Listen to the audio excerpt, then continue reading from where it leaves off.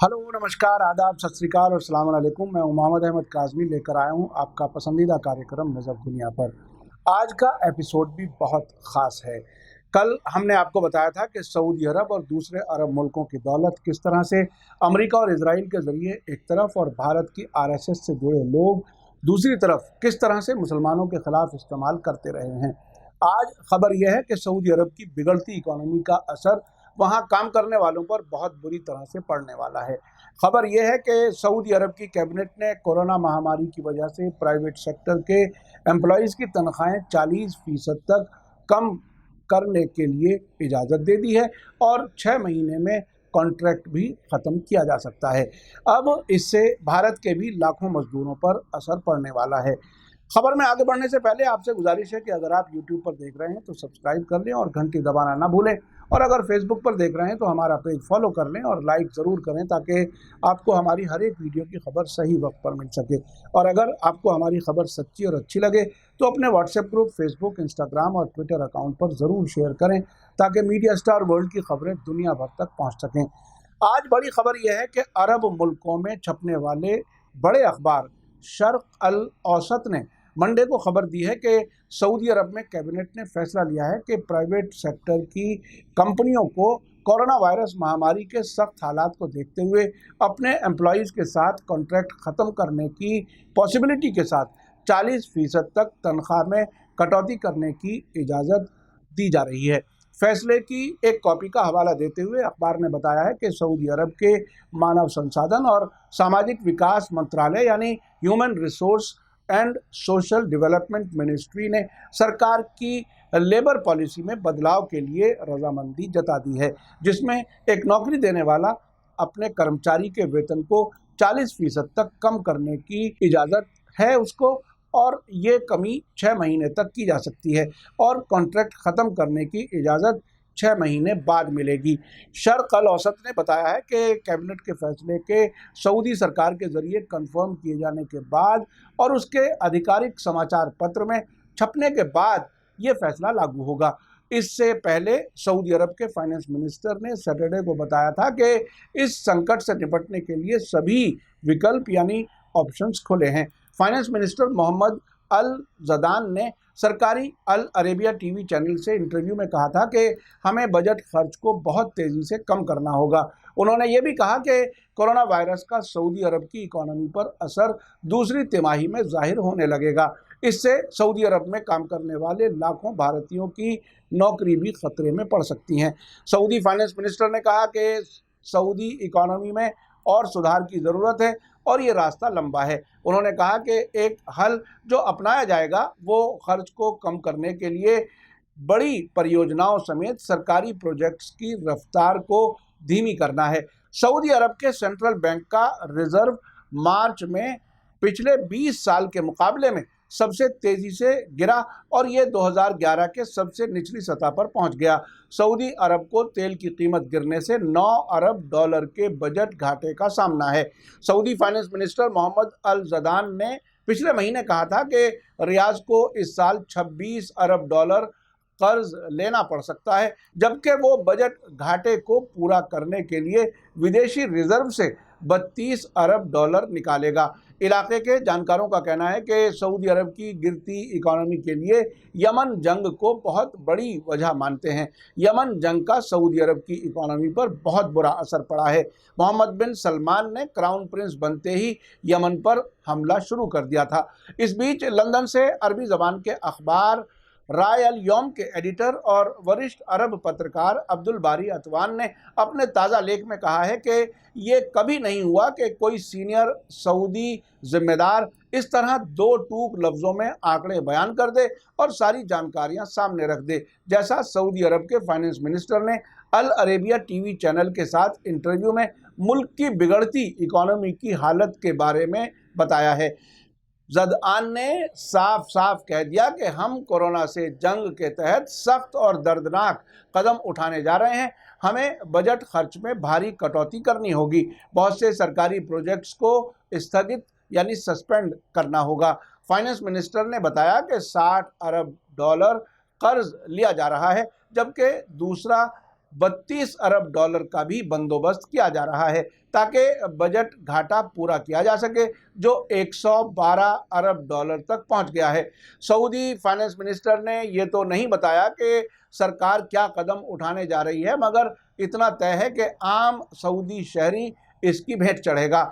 जब सरकार अपने खर्च कम करने और बड़े प्रोजेक्ट्स रोकने की बात कर रही है, तो इसका मतलब यह है कि अर्थव्यवस्था यानी इकोनॉमी सिकुड़ने लगी है, बेरोजगारी बढ़ रही है, शायद तनख्वाहों में भी कटौती की जाए, सार्वजनिक सेवाओं की कीमतें बढ़ेंगी, बिजली, पानी और हेल्थ सर्विसेज महंगी हो जाएंगी और टैक्स भी बढ़ाया जाएगा। अतवान ने तनख्वाह कम होने का शक एक दिन पहले ही जाहिर किया था, जो बाद में सही साबित हुआ है।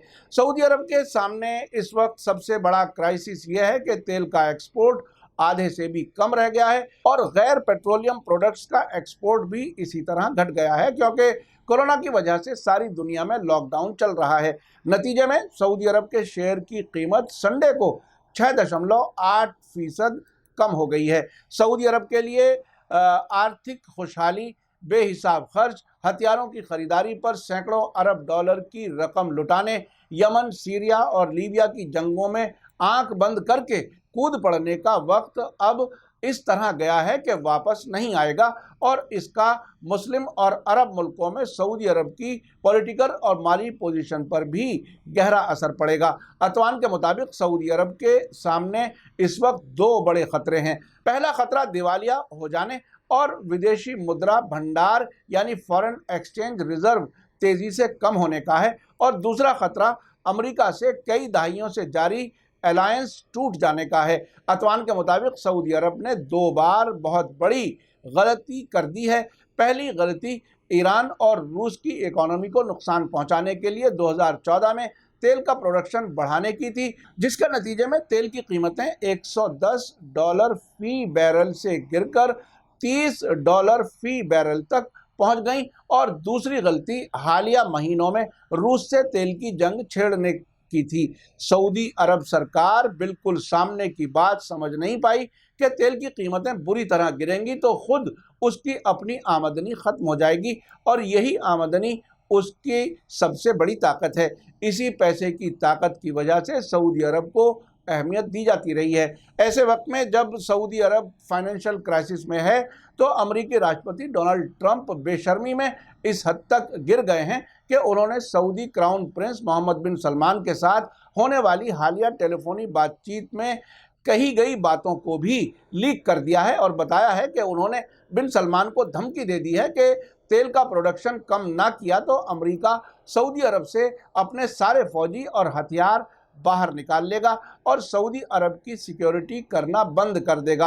आपको याद होगा कि ट्रंप कई बार सऊदी अरब को धमकी दे चुके हैं कि अगर वो उन्हें सिक्योरिटी 2 हफ्ते भी ना दें तो उनकी सरकार गिर जाएगी। यानी अमेरिका सऊदी अरब को लगातार ब्लैकमेल कर रहा है। अतवान के मुताबिक अमेरिका और सऊदी अरब के अलायंस का अब इतना ही मतलब रह गया है कि सऊदी अरब का पैसा हथियारों की खरीदारी और इन्वेस्टमेंट के नाम पर अमेरिका के खजाने में पहुंचता रहे, अमेरिकी बेरोजगारों को रोजगार मिलता रहे।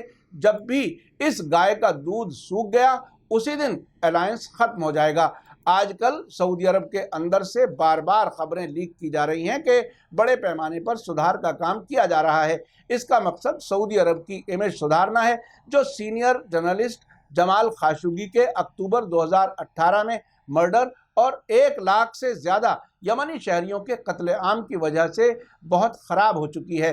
कोड़े मारने की सज़ा ख़त्म करने और कम उम्र के लोगों की मौत की सज़ा जेल की सज़ा में बदलने जैसे काम इसीलिए किए जा रहे हैं।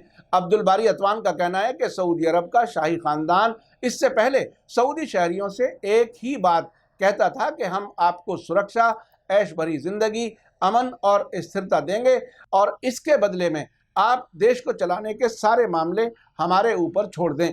मगर अब हालात बिल्कुल बदल गए हैं। अब तो शांति, सुरक्षा और आर्थिक विलासिता यानी जो खुशहाली है, पैसे से खुशहाली है, सब कुछ दांव पर लग गया है। यमन के मिसाइल रियाद और दूसरे शहरों तक पहुंच रहे हैं।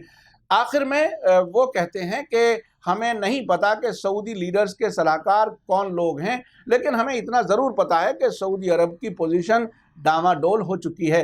इसकी एक वजह इजराइल की तरफ तेज़ी से बढ़ते सऊदी अरब के कदम भी हैं, जिनकी तरफ सऊदी फाइनेंस मिनिस्टर ने कोई इशारा नहीं किया है। आपने देखा कि सऊदी अरब जो पेट्रो डॉलर के नशे में तमाम ऐश कर रहा था, अब उसे अमेरिका और इजराइल के साथ अच्छे ताल्लुकात का क्या नतीजा मिलने वाला है।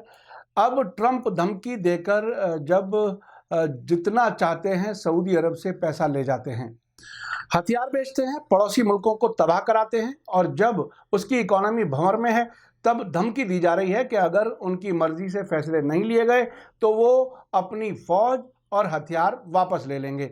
यानी ब्लैकमेल का सिलसिला लगातार जारी है। इसमें दूसरे अमेरिका के और इजराइल के दोस्त मुल्कों के लिए भी एक बड़ा सबक है। इसी के साथ मुझे दीजिए इजाजत। ये कार्यक्रम कैसा लगा कमेंट्स में जरूर लिखें। थैंक यू, धन्यवाद, शुक्रिया। जय भारत, जय हिंद। मीडिया स्टार वर्ल्ड के और वीडियो देखने के लिए हमारे चैनल को सब्सक्राइब करें और सीधे नोटिफिकेशन पाने के लिए बेल आइकन दबाएं। और अगर हमारी खबर सच्ची और अच्छी लगे तो अपने व्हाट्सएप, इंस्टाग्राम, फेसबुक और ट्विटर अकाउंट पर ज़रूर शेयर करें।